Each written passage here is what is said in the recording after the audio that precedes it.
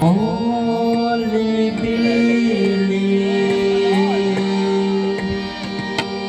only believe,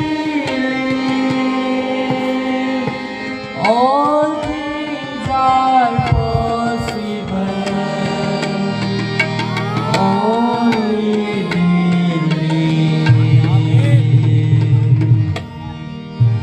only believe, only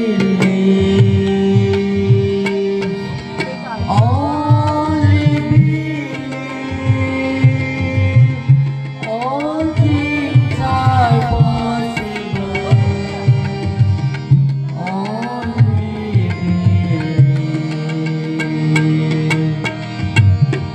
Jesus is here. Jesus is here. All things are possible. Only believe. My Lord, I believe. Dear Lord, I believe. All things are possible. Only believe. Only believe. Only believe. All things are possible.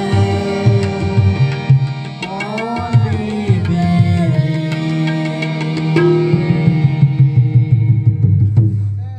Hallelujah.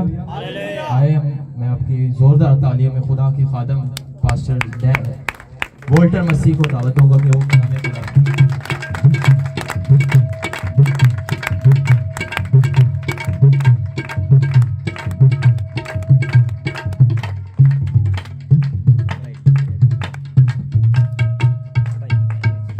Hallelujah.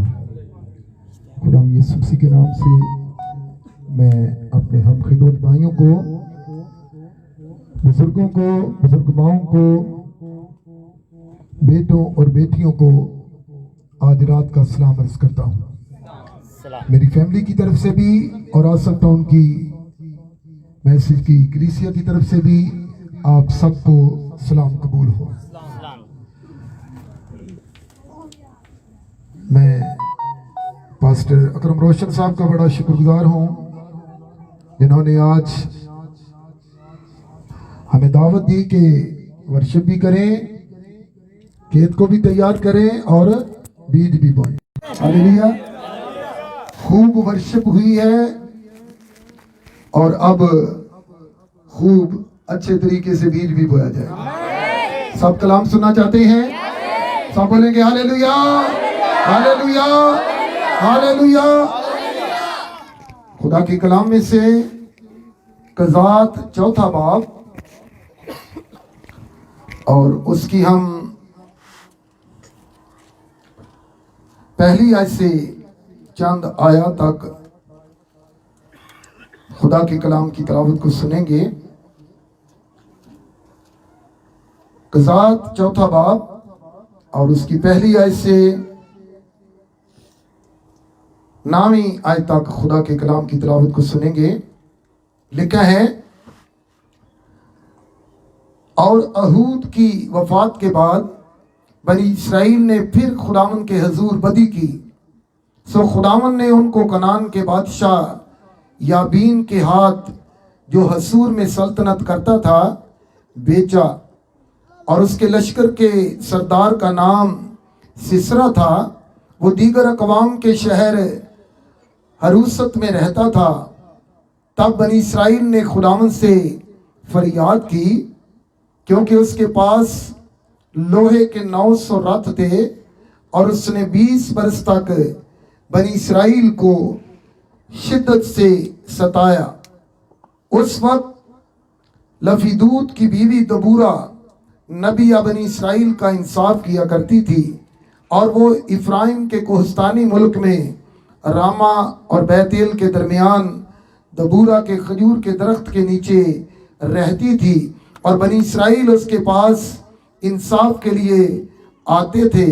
और उसने कादस Naftali से अभी Noam के बेटे बर्क को बुला भेजा और उससे कहा, क्या खुदावंद इसराइल के खुदा ने हुक्म नहीं किया कि तू तबूर के पहाड़ पर चढ़ जा और बनी नफ्ताली और बनी ज़बूलून में से 10,000 आदमी अपने साथ ले ले और मैं नहरे कैसून पर याबीन के लश्कर के सरदार सिसरा को और उसके रथों और फौज को तेरे पास खींच लाऊंगी और उसे तेरे हाथ में कर दूंगा। और बरक ने उससे कहा, अगर तू मेरे साथ चलेगी तो मैं जाऊंगा, पर अगर तू मेरे साथ नहीं चलेगी तो मैं नहीं जाऊंगा। उसने कहा, मैं ज़रूर तेरे साथ चलूंगी, लेकिन इस सफ़र से जो तू करता है तुझे इज्जत हासिल ना होगी, क्योंकि खुदावंद सिसरा को एक औरत के हाथ बेच डालेगा। और दबूरा उठकर बर्क के साथ कादिस को गई। खुदा के कलाम के पढ़े और सुने जाने पर उसकी बरकत हो। आप सब तशरीफ रखें और आज के इस विरद को, आज के इस मैसेज को जो खुदा ने कज़ात चौथे बाब की मार्फत आप तक पहुंचाने के लिए मेरे अंदर रूह कुद्स की कुदरत से इन बातों को डाला कि इन बातों को पेश किया जाए। ये दबूरा नबिया नबूवत कर रही है बरक के लिए कि तू जा और खुदा की कौम बनी इसराइल को क्या कर, उस गुलामी से, याबीन और सिसरा की गुलामी से छुड़ा। औरत नबूवत कर सकती है, लेकिन आज के बड़े मुअल्लम, बड़े बड़े मजहबी रहनुमा इस दबूरा का हवाला देकर देखेंगी दबूरा नबिया थी, वो कलाम सुना सकती है।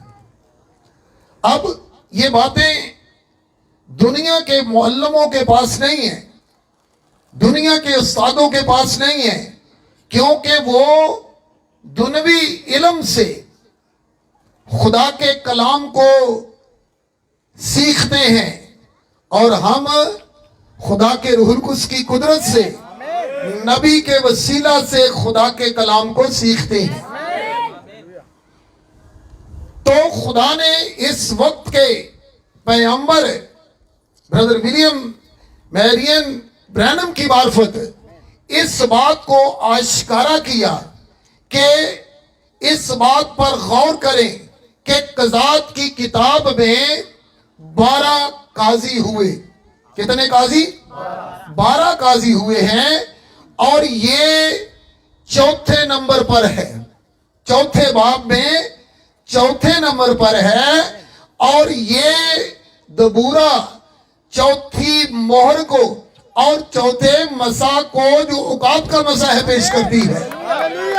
और इसको खुदा ने ये बरकत दी है। ये अक्स है, पुराना अहदनामा अक्स है, असल तस्वीर नए अहदनामा में है। और ये दबूरा दुल्हन की तस्वीर है। ये बनी इसराइल का इंसाफ कर रही है, जज की हैसियत से। ये कलाम नहीं सुना रही, ये उनकी पास्टर नहीं है, ये काहिन नहीं है, बल्कि ये जज की हैसियत से बनी इसराइल का इंसाफ कर रही है, क्योंकि खुदा ने इसके सुपुर्द ये काम लगाया और इसके वसीला से नबूवत की कि तू बनी इसराइल को उस बर्क के वसीला से छुड़ा। लेकिन बर्क कहता है कि अगर तू मेरे साथ जाएगी तो मैं जाऊंगा, और अगर तू मेरे साथ नहीं जाएगी तो मैं नहीं जाऊंगा। वो कहती है खुदा ने फरमाया है इस सफर में तुझे कोई इज्जत नहीं मिलेगी, लेकिन उस सिसरा को जिसके 900 रथ हैं लोहे के और वो कनान के बादशाह याबीन के लश्कर का सरदार है, उसे अपने रथों पर मान है। लेकिन खुदा क्या करेगा? खुदा उस सिसरा को मरवाएगा और ये सिसरा ये एक अबलीस के रूप में ये सांप है जो एक करदार अदा कर रहा है और इस करदार को भी हम देखेंगे।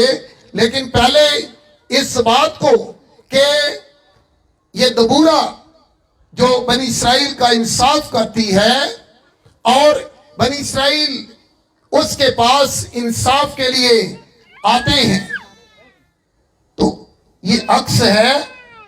तो असल देखेंगे, असल कहां है? देखते हैं मुकद्दस मत्ती की अंजील में से जी 19वां बाब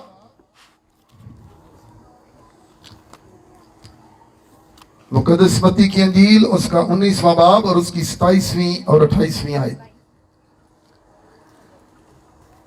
लिखा है। इस पर पतरस ने जवाब में उससे कहा, देख हम तो सब कुछ छोड़कर तेरे पीछे हो लिए हैं, बस हमको क्या मिलेगा? यीशु ने उनसे कहा, मैं तुमसे सच कहता हूं कि जब इब्ने आदम नई पैदाइश में अपने जलाल के तख्त पर बैठेगा तो तुम भी जो मेरे पीछे हो लिए हो 12 तख्तों पर बैठकर बनी इसराइल के 12 कबीलों का इंसाफ करोगे। ये दुल्हन है, ये 12 रसूलों की तालीम पर अमल करने वाले, ये इस उकाब के मसा के साया में रहने वाले, ये इस वक्त के पैगंबर की उन बातों को जो उसने खुदावंद यूं फरमाता है रूहुल कुद्स के मसा में बयान की और उन भेदों को खोला जिनको आज के आलम नहीं जानते। कि ये चौथे नंबर पर इसको खुदा ने रखा है और ये दुल्हन की तस्वीर है। दुल्हन बनी इसराइल का इंसाफ करेगी, कौमों और कबीलों का इंसाफ करेगी।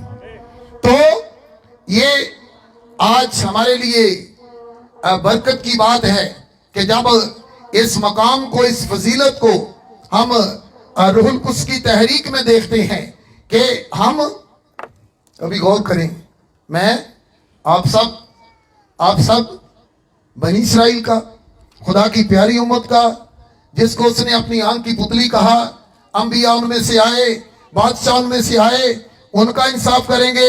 हाँ, क्योंकि उन्होंने अपने मसीहा को मसलूब किया, उसको रद्द किया, उस पर ईमान ना लाए और मैं और आप सुनकर उस पर ईमान लाए। हालेलुया। हमें खुदा ने उनको काट डाला और हमें उनकी जगह पर पैबंद कर दिया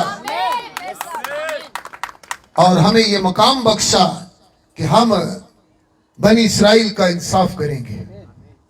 तो मेरे अजीजों, ये दुल्हन एक औरत के रूप में काम करती नजर आ रही है कि किस तरीके से खुदा इस औरत को, बनी इसराइल को डिलीवर करने के लिए, उनको रिहाई देने के लिए, उनको छुड़ाने के लिए इस्तेमाल कर रहा है और खुदा अपनी कुदरत को, अपने जलाल को जाहिर करता नजर आ रहा है। अब जब इस सिसरा की कहानी को हम थोड़ा आगे देखते हैं, चलते हैं उधरी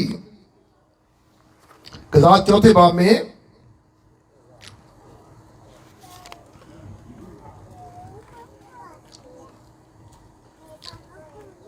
अब 17 आयत से पढ़ते हैं।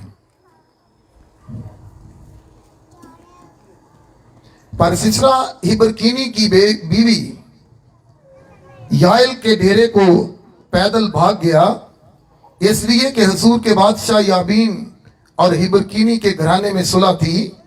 तब याइल सिसरा से मिलने को निकली और उससे कहने लगी, ऐ मेरे खुदामंद, आ मेरे पास आ और हिरासा ना हो। सो वो उसके पास डेरे में चला गया और उसने उसको कमल उड़ा दिया। तब सिसरा ने उससे कहा, जरा मुझे थोड़ा सा पानी पीने को दे, क्योंकि मैं प्यासा हूं। सो उसने दूध का मशकीज़ा खोलकर उसे पिलाया और फिर उसे उड़ा दिया।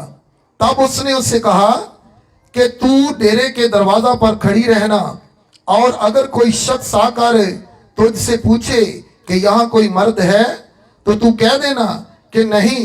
तब हिबर की बीवी याइल डेरे की एक मेख और एक मेखचू को हाथ में ले दबे पांव उसके पास गई और मेख उसकी कानपट्टियों पर रखकर ऐसी ठोंकी कि वो पार होकर जमीन में जा धंसी, क्योंकि वो गहरी नींद में था।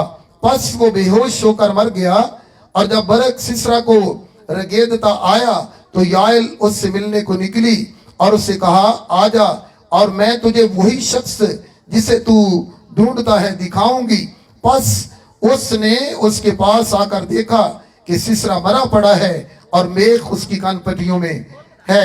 सो खुदा ने उस दिन कनान के बादशाह याबीन को बनी इसराइल के सामने नीचा दिखाया और बनी इसराइल का हाथ कनान के बादशाह याबीन पर ज्यादा गालब ही होता गया, यहाँ तक कि उन्होंने शाह किनान याबीन को नेस्त कर डाला। अब यहाँ फिर एक औरत है और ये औरत हिबरकीनी की बीवी याइल है। और जब सिसरा वो सांप, वो अबलीस इसके डेरे में, इंग्लिश में लिखा हुआ टेंट में, रहने की जगह में आया और उससे गुफ्तगू करता है कि मुझे जरा अपने पास ठहरने दे। और क्या कह रहा है कि मुझे पानी पिला, और उसने दूध का मशकीला खोलकर उसे पानी पिलाया। और जब उसने कहा कि तू दरवाजे पर खड़ी रहना, और अगर कोई मर्द आए और पूछे कि यहां कोई आदमी है तो कह देना नहीं, झूठ बोल देना। लेकिन ये याइल भी दुल्हन की तस्वीर है, इसने उसकी ये बात नहीं मानी, उसको जवाब नहीं दिया, उसके साथ कलाम ही नहीं किया जब उसने कहा कि तू झूठ बोल देना। बाकी अदन में भी उसने यही कहा। हवा को ये कहा कि क्या वाकई खुदा ने कहा है कि बाग के दरख्तों का फल तुम ना खाना, पर हवा ने आगे से बातें की हैं अबलीस से, बाग के दरख्तों का फल तो हम खाते हैं, पर एक ही बाबत कहा है कि ना उसे खाना और ना छूना। खुदा ने खाने का कहा, छूने का मुकाशवा अपनी तरफ से लगा दिया। तो हम देखते हैं कि जब ये औरत याइल उस सिसरा की बात पर इसने कान नहीं धरा और इसने उस सिसरा को मारने का मंसूबा बनाया, क्योंकि दुल्हन अबलीस को कुचलती है, दुल्हन उस पर गालिब आती है, क्योंकि ये भी अक्स है और इसकी असल तस्वीर भी नए अहदनामा में है कि किस तरीके से खुदा आज की दुल्हन के वसीला से भी अबलीस को कुचलता है। और जब वो सो गया तो क्या किया, इसने एक मेखचू लिया और जब वो सोया हुआ था उसको उसकी कानपट्टी पर ऐसे जोर से मारा कि वो दूसरी तरफ पार हो गया और जमीन में दर्ज किया और वो बेहोश होकर मर गया। किसने मारा? एक औरत ने, याइल ने उस सिसरा को, उस सांप को मारा, उसको कुचला। अब इसकी असल तस्वीर रोमियो के खत में से देखेंगे कि खुदावन आज की दुल्हन के बारे में फरमाता है। रोमियो 16वां बाब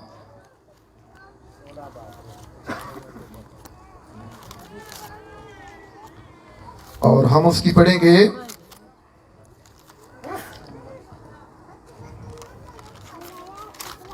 जी 19वीं और 20वीं आयत। लिखा है, क्योंकि तुम्हारी फरमाबरदारी सब में मशहूर हो गई है, इसलिए मैं तुम्हारे बारे में खुश हूं, लेकिन ये चाहता हूं कि तुम नेकी के एतबार से दाना बन जाओ और बदी के एतबार से भोले बने रहो। कलीसिया को, रोमा की कलीसिया को यह कहा जा रहा है कि नेकी के एतबार से तो क्या बन जाओ? दाना बन जाओ और बदी के एतबार से भोले। आज के लोग बदी के एतबार से भोले नहीं हैं, उसमें बड़े दाना है। दूसरों को फंसाने के लिए, दूसरों के ऊपर नुक्ताचीनी करने के लिए, दूसरों को डिग्रेड करने के लिए, दूसरों को अच्छा ना समझने के लिए। लेकिन खुदा उस दुल्हन से ये फरमा रहा है कि तू नेकी के एतबार से तो क्या बनना है? दाना बनना है और बदी के एतबार से भोले बनना है। तो ये दुल्हन जब इन बातों पर अमल करती नजर आएगी, अमल करेगी, तो खुदा क्या करेगा? अगली आयत, और खुदा जो इत्मीनान का चश्मा है, शैतान को तुम्हारे पांव से जल्द कुचलवा देगा। हालेलुया। इब्लीस कुचला जाएगा। और ये दुल्हन आज के दौर की, ये वो प्यारी कलीसिया, ये मुकद्दसीन जो खुदावंद के कलाम की पैरवी करने वाले और नेकी के एतबार से दाना और बदी के एतबार से भोले और खुदा के कलाम पर आमीन कहने वाले, दूसरों को ना देखने वाले, दूसरों की गलतियां ना निकालने वाले, बल्कि अपने आप को देखने वाले लोग इबादत में आते हैं। लेकिन जब कोई खुदा की हजूरी में आ जाता है, इबादत में आना और खुदा की हजूरी में आना फर्क है। जिसाया एक दिन खुदा की हजूरी में आ गया और उसको अपना आप नजर आया। उसने अपने ऊपर निगाह की और उसने कहा, हाय मैं तो निजस लब लोगों में रहता हूं, मेरे होंठ नापाक हैं। उसने अपने आप को चेक किया, किसी दूसरे को नहीं कि फलां बहन ठीक नहीं है, फलां भाई ठीक नहीं है। उसने अपने आप को चेक किया और जब उसने अपने आप को चेक किया तो जो कमजोरी थी, मज़बा से एक फरिश्ता एक जलता हुआ कोयला लेकर आया और उसके मुंह को लगाया और उसके होठों को पाक किया। मुंह को आग लगी हो तो आवाज निकलती है। खुदा ऐसा करता है, खुदा ऐसी कुदरत को जाहिर करता है। इसलिए आज की दुल्हन को खुदा ने ये इख्तियार दे रखा है। इसके वसीला से खुदा इस इब्लीस को कुचलवाता है और कुचलवाता रहेगा जब तक के रप्चर नहीं हो जाता। ये किसी की बात नहीं मानते, ये किसी आलम की, ये किसी प्रोफेसर की, किसी बड़े डिग्री वाले की बात नहीं मानते, बल्कि ये वो बात मानते हैं जो किताबे मुकद्दस में दर्ज है। तो आज मेरे अजीजों, खुदा ने इस दुल्हन को बड़ा मकाम दे रखा है। इस दुल्हन के लिए खुदा ने अपनी बरकतों को, अपनी उस कुदरत को जाहिर करने के लिए इसको बरकत दे रखी है कि इस तरीके से ये काम करेगी। और दूसरी बात, ये याइल शादीशुदा है, ये एक शादीशुदा औरत है और ये वो दुल्हन है जो दुश्मन को, जो अबलीस को, जो सिसरा को मारने वाली हुई। तो आज की दुल्हन भी शादीशुदा होनी चाहिए। उस की निस्बत तो यीशु मसीह से हो गई और अब ये शादी, ये नई पैदाइश, ये तौबा, ये बपतिस्मा, ये रूहुल कुद्स की मामूरी, ये उसके साथ शादी है।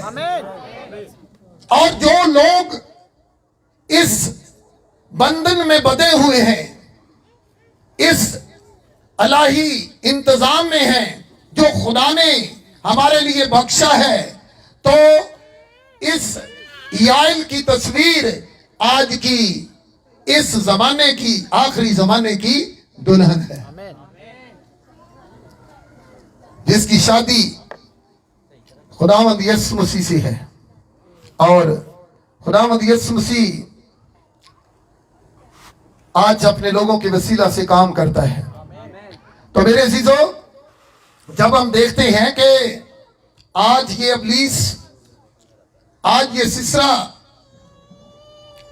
लोगों के घरों में आता है, जिस तरह याइल के डेरे में, उसके टेंट में गया और उससे कलाम करता है, उससे बातचीत करता है, मुझे ये दो, अपनी डिजायर को जाहिर करता है।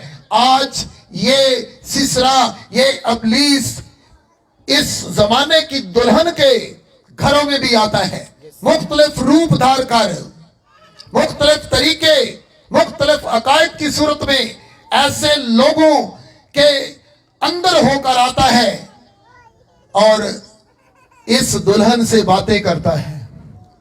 लेकिन इस दुल्हन ने, जिसका ज़हन खुदावन ने खोल रखा है, जिसकी आंखों को नूर बख्श दिया है, उसने हर उस बात को खुदा के कलाम से परखना है। बात कोई क्यों ना कर रहा हो, मैं क्यों ना कर रहा हूं, पास्टर अकरम रोशन साहब क्यों ना कर रही हूं, हर उस बात को कलाम से परखा जाए, तहकीक की जाए, आया इस तरह है तो फिर माने, और अगर बाइबल मुकद्दस के साथ मैच नहीं करती तो फिर ना माने।